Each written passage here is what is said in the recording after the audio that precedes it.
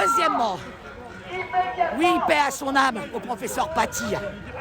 Mais toute la gauchiasse là, et tous les connards qui défendent ce professeur qui est mort pour sa profession, pour la libre expression.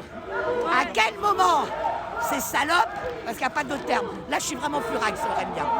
À quel moment ces salopes sortent pour soutenir Vincent Pavant, regardez sur YouTube les amis, Vincent Pavant, professeur de mathématiques, chercheur, d'accord, pour avoir simplement avec ses élèves,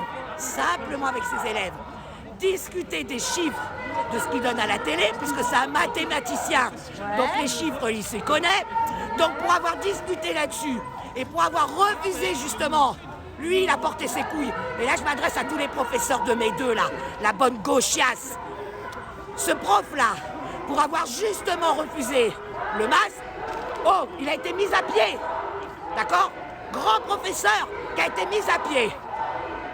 Et c'est quand je vous dis qu'on a les mêmes gouvernements dans tous les pays. La meilleure de toutes, en Belgique, le docteur Pascal Sacré, médecin en réanimation, là où on nous disent qu'il n'y a pas de lit, et qu'il y a un quota bordel, qu'il n'y a pas assez, patati patata, portons le masque.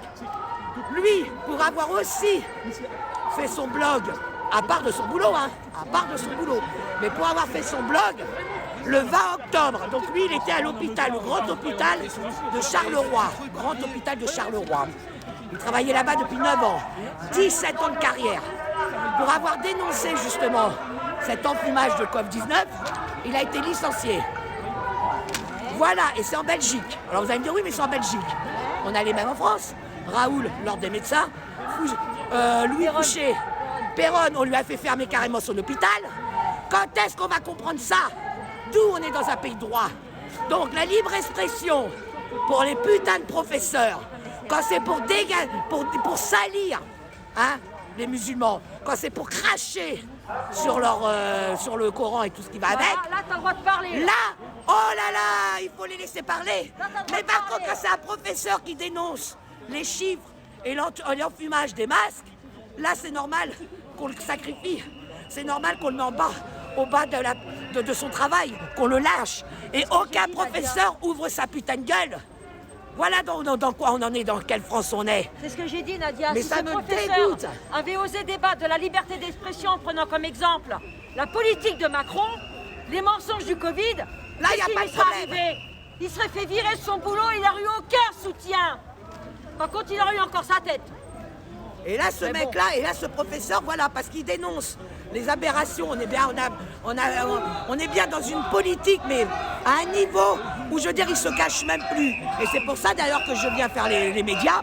Parce que les médias, ils nous ont fait en boucle pâté.